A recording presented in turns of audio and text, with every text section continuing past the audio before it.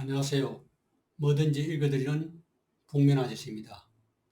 오늘은 미국의 대표적인 과학 여류 작가 나탈리 엔지니가 지은 원더풀 사이언스를 요약해서 소개해 드리겠습니다.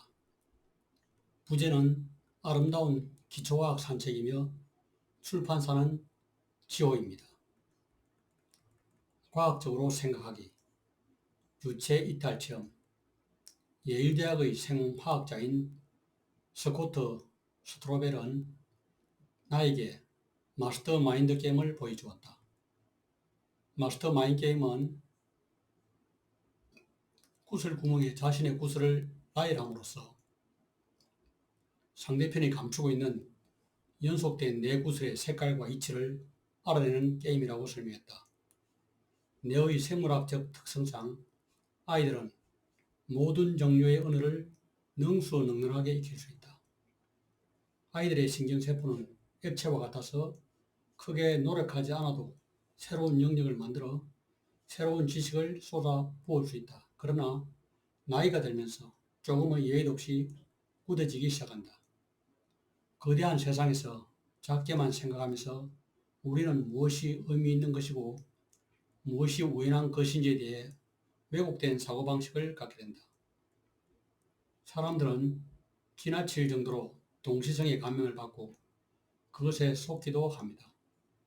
최상의 과학적인 사고를 결정짓는 정량적 사고의 다른 측면은 일정 수준의 양적이고 물질적인 증거가 분명히 있어야 한다는 점이다. 과학은 증거를 요구합니다. 지나치게 철학적이 않은 우리들은 보기도 어렵고 이해하기도 어렵지만 우리의 편견에 좌우되지 않은 자연의 진리가 있다고 믿습니다. 라고 메이어 로이처는 말합니다. 과학자들이 학부생활, 대학원 생활, 박사 후 연구원 생활을 하면서 그 모든 시간 동안 훈련을 계속하는 것은 개인의 편견을 다루는 법을 위해서입니다. 훌륭한 과학자들은 자신들이 틀렸다고 생각하면서 많은 시간을 보냅니다. 그들은 무죄 추정의 원칙에 반대하는 무죄가 입증되기 전까지는 유죄인 속죄를 구하는 참여자들이다. 깨구리 알은 뱀이 다가올 때 보호한다. 자료의 안정성을 보장하는 또 다른 방법은 또 다른 방법을 이용하는 것이다. 한 가지 문제를 여러 각도에서 살펴보고 언제나 같은 결론에 도달하는지 확인해 봐야 한다. 사람들은 위대한 과학혁명이란 기존 지식을 완전히 뒤집어 엎는 것이라는 잘못된 생각을 하고 있다. 그러나 실제로 대다수의 위대한 과학이론은 기존 이론들을 통합하고 완벽히 흡수해 더 큰 진보를 일으켜왔다. 새로운 불확실성을 찾아서 과학의 힘은 바로 커다란 문제를 작은 여러 조각의 문제로 바꿔 공략하는 데에 부당하게 비난받고 있는 환원주의라는 방법을 끌어안으려는 데 있다. 그와 동시에 그렇게 한 조각 한 조각씩 해결해 나가는 접근법에서는 지루할 정도로 신중해서 여러 가지를 살펴봐야 한다. 연구 결과를 발표하기를 원하는 대학 공보부나 필사적인 언론의 요구가 아무리 거세더라도 자료를 확대 해석하지 않도록 참는 것이 필요하다. 훌륭한 과학자들은 적어도 은퇴해서 명예보수라는 안락 의자에 앉아 편히 쉬며 사변적인 논의를 하는 시기 전까지는 지나치게 확대 해석을 하거나 화려한 결과를 추구하지 않는다. 과학은 태생적으로 불확실한 과학이다. 그런데 역설적이게도 이 불확실성이야말로 과학의 힘이 나오는 또 하나의 원천이기도 하다. 우리는 새로운 패턴, 새로운 법칙, 새로운 기본 원리, 새로운 불확실성을 찾기 위해 노력합니다. 라고 칼텍의 앤디 잉커솔은 말한다. 우리들은 새로운 것을 찾고 발견하기도 하지만 우리가 알고 있는 것에 대해 논쟁을 벌이기도 합니다. 결국 우리들은 특정한 문제에 대해서 합의점을 찾습니다만 그 시점이 되면 우리는 다음 불확실성으로 다음 미제 영역으로 옮겨가죠. 꿈을 그릴 여유가 없거든요. 무지는 기쁨이며 언제나 새로운 이유가 된다. 과학자들은 정보의 존재가 아닌 정보의 부재에 더 큰 자극을 받습니다. 라고 스코트 스트로벨은 말한다. 임페투스 이론. 과학적으로 사고하는 것을 막는 또 다른 이유는 자신이 이미 많은 것을 알고 있다는 믿음, 특히 자라오면서 초등학교 때 간단한 내용들을 모두 배웠다는 믿음 때문이다. 때론 이런 직관이 우리 뇌에 너무 편안하게 박혀 있어서 우리는 잘못된 인식을 갖게 된다. 진리를 향해, 자명한 이치를 향해 가는 중이라면 기꺼이 잘못을 저질러야 한다. 오해의 근원을 세밀하게 조사해가는 과정이 그리 즐겁지는 않겠지만 그렇게 해서 실수가 멍청한 일이 아니라는 사실을 깨달을 수 있다. 오해와 실수에도 분명 어딘가 논리적인 이유가, 논리적이지 않다면 적어도 우스꽝스러운 이유가 있다. 더구나 어떤 과정을 거쳐 자신의 생각이 형성되는지 알게 되면 필요할 때마다 그 생각을 수정하고 개선하고 재강화할 수 있으며 기존 생각을 과학이 추구하는 진리에 가까운 생각으로 바꿀 수 있다. 그렇게 되면 당신은 이제 막 찍어낸 동전처럼 반짝반짝 빛이 날 것이다. 누구를 위한 중형 곡선인가? 테보라 놀러는 기초 통계학을 배우러 온 학생에게 기본적이고 동전의 양면 같은 인생의 진리를 가르쳐준다. 한쪽 면에서 볼 때 인생은 결코 우연을 가정한 고의처럼은 보이지 않는다. 그렇지만 동전의 반대편에서는 인생의 무작위성은 왠지 조작된 것 같은 의심이 든다. 이 진술을 증명하는 데 동전 던지기보다 더 멋진 방법이 과연 있을까? 케임브리지 대학교의 저명한 수학자 존 리틀루드는 미신이 일상생활로 들어오는 명백한 침입 현상을 리틀루드의 기적에 관한 법칙이라고 일종의 자연법칙으로 정리한다. 리틀루드는 사람들이 생각하는 기적을 다음과 같이 정의한다. 기적은 100만 분에 한 번 정도 일어나는 일로 일어났을 때 정말로 의미 있는 일이라고 우리가 여기는 사건이다. 그런데 대부분의 사람들이 평균 한 달에 한 번꼴로 이런 기적을 경험한다. 생일 일치 게임 같은 활동을 통해 놀랜 학생들은 이 세상이 놀랍도록 예측하면 가능하면서 놀람으로 가득 차 있음을 알아간다. 이 세상에 작은 수가 중대한 역할을 할 수 있으면 보기보다 훨씬 더 큰 의미를 가졌음을 알게 된다.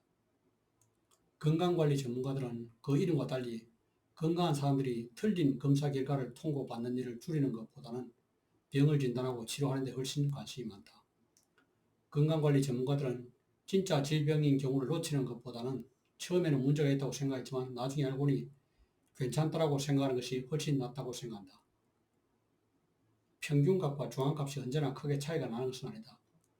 두 값은 종형곡선이라 불리는 유명한 종모양 곡선 아래에서 가까이 모일 때가 많다.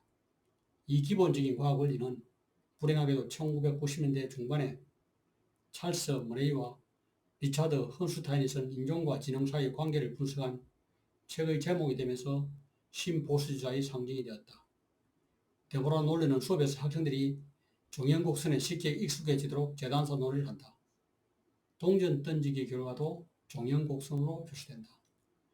인간의 새끼손가락길에서 주사위 굴리기에 이르기까지 인생의 많은 부분이 종형곡선 형태의 그래프를 그린다는 사실은 인생에 대해서 어떤 근본적인 사실을 말해줍니다.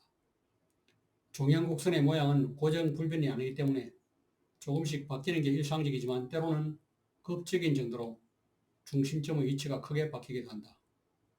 평균으로의 회귀. 종형곡선이 어떻게 출렁거리든 간에 볼록한 중심은 언제나 존재하기 마련이어서 욕심스럽게 표본의 대다수를 끌어들인다. 종형곡선 중심점에 끌어당기는 힘은 너무도 무지막지하여 따로 평균으로의 회귀라는 용어까지 갖고 있을 정도다. 그 때문에 시간이 지날수록 특이한 것들은 설자를 잃어간다. 많은 사람들이 그저 또 하나의 통계로 취급받는 것이 싫다고 말한다. 사실 통계는 그저 통계일 뿐이다. 통계는 인간의 사고력, 인간의 주관적인 판단력, 인간의 상상력, 인간의 편견, 인간의 약함이 어우러져 만들어낸 인간의 산물이다. 숫자로 생각하는 법을 배우며 숫자를 비판 없이 무조건적으로 받아들이는 경향을 극복할 수 있게 된다. 척도, 크기와 놀다. 7대 제약 중에 가장 다양한 해독제를 주입해야 하는 제약은 오만이 제일 것이다. 오만이라는 죄는 겸손의 적폐학이다. 어린 시절에는 내가 살고 있는 작은 세계의 모든 것이 나를 압도했고 압도된 마음은 내 주위의 모든 것을 실제 크기보다 훨씬 크게 부풀렸다. 손가락이 10개가 아니라면 왕이나 높은 지위를 누렸던 사람들 중에는 자신이 특별히 은총을 받은 신체 비율을 타고났기 때문에 자신의 신체 길이의 표준 단위로 삼아야 한다고 생각했다. 9세기경 사르마뉴 대제는 자신의 발을 표준 단위로 결정했다. 그로부터 3세기 후 영국의 헨리 1세는 팔을 쭉 뻗은 상태에서 자신의 코부터 중간 손가락까지의 길이를 야드의 적도로 삼는다는 칙령을 발표했다. 언제나 방랑하던 로마 사람들은 남성이 활기찬 발걸음으로 성큼성큼 천걸음을 걷는 거리를 1마일로 정했다. 마일은 라틴어로 천걸음이라는 뜻이다. 이런 단위들은 르네상스 때부터 서서히 통일되기 시작해 20세기까지 왔다. 10으로 이루어진 세상. 그러나 물리학자들이 시간을 쪼갠 일은 아토초에서 끝나지 않는다. 새로운 시간 단위를 만들어내는데 제토초와 욕토초이다. 현재 알려져 있는 가장 짧은 시간은 플랑크 시간이다. 플랑크 시간은 우주에서 가장 작은 공간인 플랑크 길이를 빛이 여행하는 데 걸리는 시간이다. 몇몇 물리학자들은 어떤 끈이 우주에 있는 물질과 힘의 기본 단위라고 생각하는데 그 끈 가운데 하나의 길이를 플랑크 길이라고 한다. 이브와 아담을 지나 흘러온 강물. 지구의 시간을 75사람 수명을 지닌 인간에 비한 기포지식의 방식대로 한다면 행성 지구의 발전 속도와 진화의 속도를 인간적인 관점에서 바라볼 수 있도록 해주어 우리 시야를 넓혀줍니다. 지구의 나이를 인류의 수명에 견주면 척 6천만 년은 생후 2개월로 아기 지구가 포동포동 살쪄가는 단계라고 할 수 있다. 첫돌을 맞은 지구는 태양 주위를 도는 원시 행성체 원반에서 지구로의 응축이 거의 마무리된 뒤 주위의 암석과 금속들을 마구 빨아들이며 현재의 크기로 커진다. 청순년기에 접어든 지구는 아직 열이 남아있고 축축한 지구는 초기 형태의 생명을 낳았다. 출산 후 8주에서 10주 정도가 흐르면 청록색 박테리아들이 대기 속으로 산소를 뿜어낸다. 다세포 생물의 출현을 보려면 지구 나이 63살이 될 때까지 대략 7억 년을 기다려야 한다.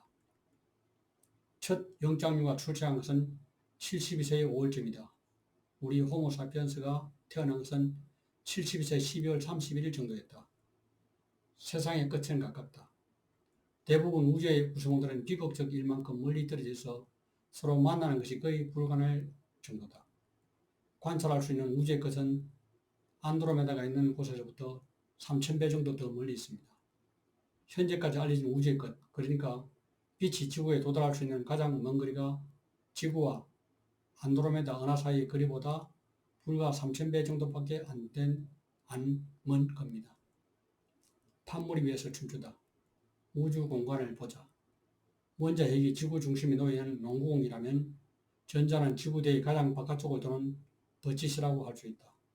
이 농구공과 버치시 사이에는 지구의 경우와는 달리 철이나 니켈, 마그마, 토양, 바다, 하늘처럼 실제 지구를 이루는 물질은 전혀 없다. 농구공과 버치시 사이는 그저 텅 빈 공간일 뿐이다. 우리는 대부분이 텅 빈 공간인 우주에 살고 있다. 그러나 여전히 은하수는 빛나고 있으며 우리의 헤모글로빈은 활발히 흘러다니고 우리가 친구들과 포옹을 나눌 때 우리의 손가락은 원자의 대부분을 차지하고 있는 진공 속으로 빠지지 않는다. 친구들과 피부를 만지는 순간 우리는 텅 빈 공간을 만지는 것인데도 어째서 꽉 찬 느낌이 드는 것일까? 물리. 그리고 내게는 공허가 가득 차 있네. 물리학은 기본적인 물질과 합을 탐구하는 과학이기에 과학 공부를 시작하는 첫 번째 과목이 될 자격이 충분하다. 그러나 미국의 교육 방침은 이와는 정반대며 대부분의 고등학교에서 학생들은 1학기 때 생물을 시작으로 과학을 배우게 된다. 생물을 배우며 그 다음은 화학을 배우며 물리를 접하는 것은 졸업할 무렵이다. 어린 학생들에게 쉬운 것부터 가르쳐야 한다는 보수적인 생각에서이다. 레드만을 비롯한 여러 과학자들은 물리학은 생물학과 화학을 위한 기초학문인데 콘크리트 기초를 세우기도 전에 벽을 쌓아 올리고 지붕을 얻는 일은 말이 되지 않는다고 주장한다. 원자를 볼 수 있다면 초기 원자 모형은 우리 태양계처럼 핵이 태양처럼 가운데 있고 그 주위를 전자가 마치 혜성처럼 돌고 있는 모습이었다. 그렇다면 실제로 볼 수 없는 원자를 어떤 식으로 표현할 수 있을까? 구름이죠. 전자들이 구름처럼 뒤덮인 모습이 가장 그럴듯한 형태일 겁니다. 텅 빈 공간을 채우다. 원자핵은 전체 원자 부피의 1조분의 1밖에 되지 않지만 그 속에는 원자 질량의 99.9%를 차지하는 무거운 수립자들인 양성자와 중성자가 들어있다. 물론 원자들은 저마다 모두 다르다. 원소는 화학적인 방법으로나 물리적인 방법으로 분해를 해도 더 이상 분해되지 않는 물질이다. 양성자가 원소 번호를 결정하는 특권을 갖게 된 이유는 전하 때문이다. 양성자는 전하를 띠지만 중성자는 전하를 띠지 않는다. 중성자는 문자 그대로 정기적으로 중성 상태다. 세상에는 네 가지 힘이 있다네. 우리의 몸, 발 밑에 있는 마룻바닥, 얼룩이 묻은 의자, 이제 막 먹고 남은 음식들 같은 물질들의 압도적인 대부분은 양성자와 중성자지만 우리가 이 세상을 느끼고 받아들일 수 있게 해주는 것은 전체 원자 무게의 0.1%도 안 되는 안절부절 못하며 끊임없이 움직이는 전자이다. 달리 말하면 전자를 밀어내는 반발력이야말로 우리가 텅 빈 공간 속으로 빠지지 않게 해주는 주력이다. 비록 중력이 우리를 땅에 붙어있게 하고 지구와 태양을 돌면서 미끄러지게 해주지만 반발하는 전자가 그 여행을 할 만한 것으로 만들어준다는 사실을 기억하자. 전자는 무엇보다도 양성자를 좋아하고 양의 전자를 띤 입자와 음의 전하를 띤 입자의 결속력은 무척이나 단단하지만 놀랍게도 전자가 아주 쉽게 원자를 벗어날 때도 있다. 반면 건조한 공기는 전자 이동을 지독하게 막는다. 겨울철에 옷이 달라붙거나 악수를 할 때 정전기가 발생하는 이유는 가열된 방안이 아주 건조해졌기 때문이다. 저항은 물리학의 관점에서 폭넓게 보면 마찰력처럼 물체가 움직이려는 방향과 반대 방향으로 작용해 물체의 속도를 늦추는 일종의 힘이라 할 수 있다. 전류의 관점에서 본 저항은 가전제품으로 유입되는 전자의 흐름을 방해하는 물질의 양이 얼마나 있는가를 나타내는 척도이다. 전류란 전하를 띤 입자가 전선 같은 일정한 통로를 따라서 예정되어 있는 목표 지점으로 곧바로 이동하는 것을 말한다. 세상을 움직이는 에너지, 화학에너지, 물리에너지, 열에너지, 중력에너지들은 사실 크게 흔히 위치에너지라고 불리는 저장된 에너지와 운동에너지라는 두 가지 범주로 나눌 수 있다.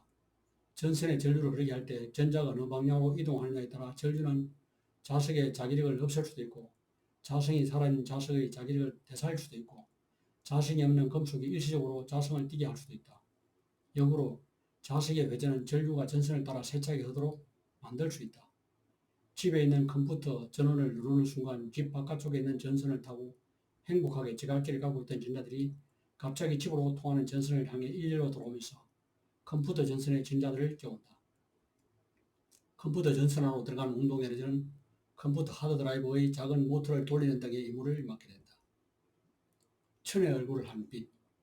전류가 흐르려면 입자들을 교환할 통로, 전하의 흐름을 더욱 가속시켜 줄 길, 운동 에너지 물질을 앞으로 나아가게 할 매개체인 전기 회로가 필요하다. 전자기 에너지의 물질은 진공 속에서도 잘 다닌다. 내가 죽으면 내 원자들은 어디로 갈까? 에너지 보존 법칙은 사실상 영혼에 대한 약속이다. 우주는 단 한 개이기 때문에 우주에 있는 전체 에너지는 보존된다. 더 만들어지지도 않지만 사라지지도 소멸되지도 않는다. 우리를 구성하는 질량과 에너지는 다른 형태로 바뀔 수는 있지만 언제나 이 우주에 남아 빅뱅 이후 시작된 생명과 빛의 고리를 이어나갈 것이다. 쏟은 물은 다시 담을 수 없다. 열역학 제1법칙이 영혼의 불멸성을 나타내는 자연의 법칙이라 할 수 있는 좋은 소식이라면 열역학 제2법칙은 어째서 몸이 늙어갈 수밖에 없는지 알려주는 나쁜 소식이라겠다. 열의 이동을 분자 수준에서 생각해보면 그 이유를 알 수 있다. 온도가 높은 분자는 온도가 낮은 분자보다 더 빠르게 움직인다. 활발하게 움직이는 입자가 자신보다 큰 분자와 부딪히면 자신이 가지고 있던 에너지를 조금 넘겨주고 좀 더 얌전한 입자로 바뀐다. 분자 운동이 활발한 여름철 공기 입자가 아이스크림 결정이라는 단단한 물질에 부딪히면 분자 열을 받은 아이스크림은 마구 흔들리면서 부서지기 시작한다. 어지를 피기는 쉽고 정돈하기는 어렵다. 물리학과 수학에서 말하는 카오스는 기후나 한국과의 경계처럼 얼핏 보기에는 무작위적이고 예측 불가능하지만 그 안에 규칙적으로 반복되는 패턴이 있는 경우 적용되는 용어이고 그에 반해 엔트로피는 하나의 물질 계속에서 얼마나 많은 양의 에너지가 일을 하는데 쓰이지 못했는지 나타내는 물리량이다. 화학, 불, 얼음, 스파이, 그리고 생명. 우리가 사는 지구에는 화학이 가득하다. 물질은 온도에 따라 고체, 액체, 기체라는 세 가지 형태로 존재하고 태양이나 불을 뗄 때 나오는 에너지로 한 분자의 원자 배열을 바꾸어 다른 분자로 만들 수 있다. 115개 원소로 거의 무한에 가까운 다양한 분자를 만들어낼 수 있습니다. 화학은 전자, 이 같은 변덕을 이용해 원소의 주기율표에 나열된 100여 가지 원소들을 수십만 가지 방법으로 재배하고 결합을 끊으면 다시 이으면서 더 많은 분자들을 만들어냅니다. 시행착오와 새로운 물질을 만든다. 전자는 당연히 다른 전자가 근처 오는 것을 그린다. 같은 전자에 대한 뿌리 깊은 반발심 때문에 우리는 텅 빈 공간에 가까운 원자들로 이루어진 물체를 그대로 관통하지 않고 만질 수 있는 것이다.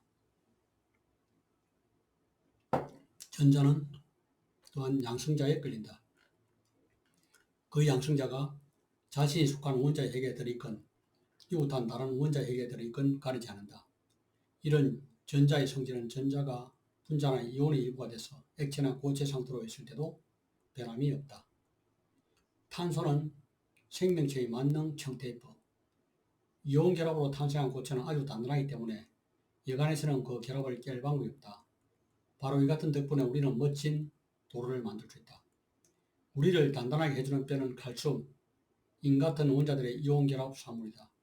뼈가 있기 때문에 우리는 자유롭게 넙지도 헤쳐나갈 수 있다. 우리는 몸속에 징검다리를 가지고 다니는 셈이다. 우리 몸을 연결하는 탄소 결합은 다이아몬드를 만드는 탄소 결합보다도 덜 열정적이지만 우리를 살아있게 해준다. 탄수화물, 지방, 단백질, 식이섬유 같은 우리가 먹는 대부분의 음식들은 탄소를 기반으로 하는 화학물이다. 물질이 화학적으로 변화하고 있음을 가장 분명하게 보여주는 증거는 물질의 세 가지 상태 변화이다. 고체인 얼음이 녹아 물이 되고 물이 증발하여 수증기가 되면 수증기와 응결해 액체인 비가 된다. 일상생활을 영위하기 위한 물질 모두가 이 세 가지 형태 가운데 하나이다. 포도주와 맥주를 비롯한 정신세계를 지배하는 알코올성 음료는 모두 효모가 축제를 벌이며 먹는 동안 일으킨 화학변화의 부산물이다. 효모는 자신이 찾아낸 분자를 분해시킨 후 그 부품을 이용해 우리가 원하는 새로운 분자를 만들어낸다. 효모는 균류의 일종이다. 진화생물학, 모든 몸들의 이론.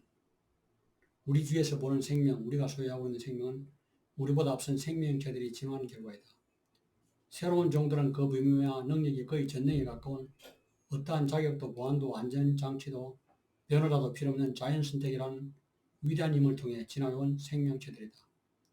진화론은 물리학자들도 아토그램밖에 안 되는 생물량을 이해할 때 반드시 고려해야 하는 기본 법칙으로 인정하고 있다. 수많은 개체를 낳는 번식법은 생식 능력을 가진 나이에 도달하는 개체를 되도록 많게 하는 전략의 동시에 진화가 일어날 수 있는 기회를 확보하는 전략이기도 하다. 한 세대에 태어나는 개체가 많을수록 멋진 디스크이 일어날 확률이 높아지고 방울술이 한 단계 도약할 때마다 자연은 분명히 그 기술을 선택해 줄 것이다.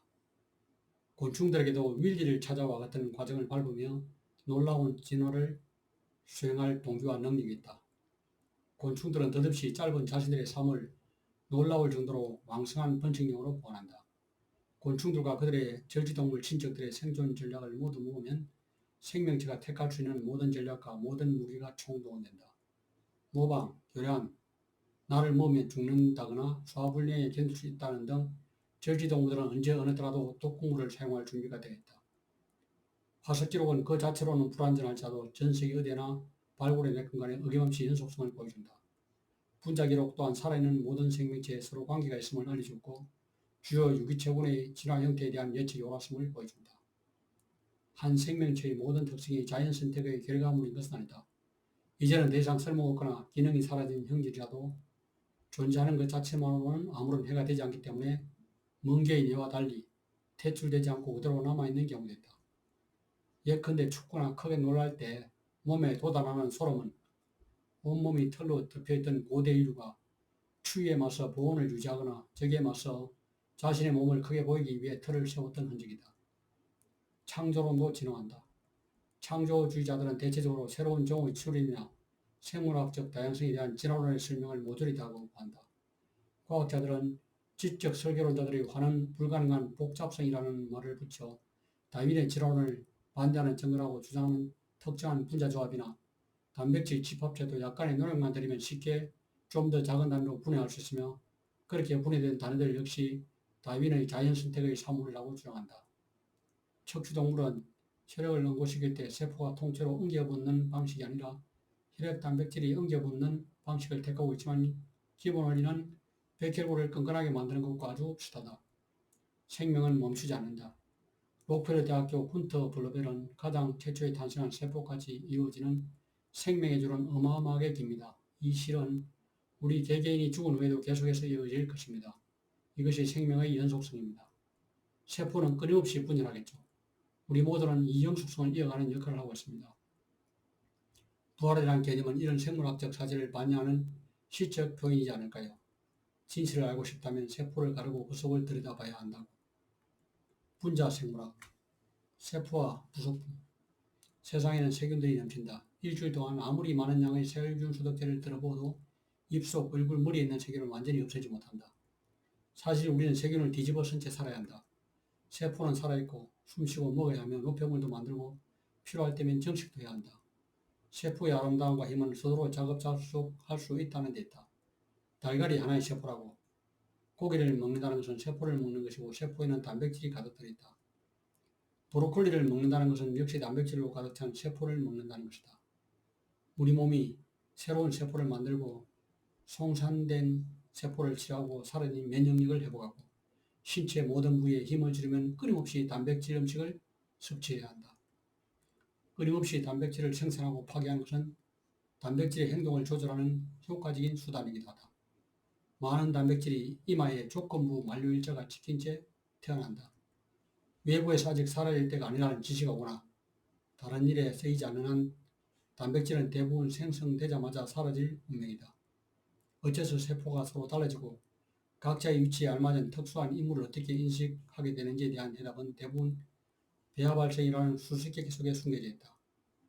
난자와 정자의 결합에 의해 생명의 첫걸음을 떼었을 때 경이로운 능력을 지닌 수정란은 본질적으로 단 하나의 세포에 불과했지만 자신의 미래를 모두 알고 있었고 모든 기관으로 분화할 수 있는 잠재력을 가지고 있었다.